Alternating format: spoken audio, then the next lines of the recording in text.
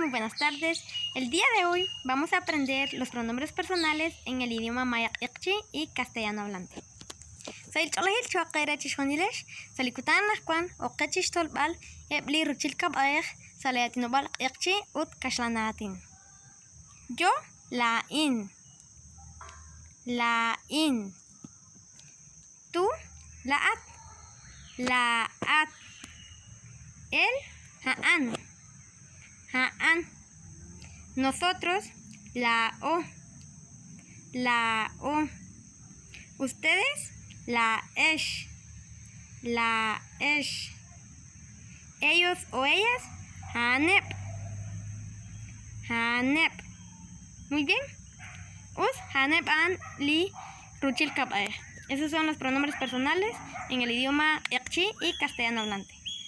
Saliatinobal iqchi ut kashlanatin.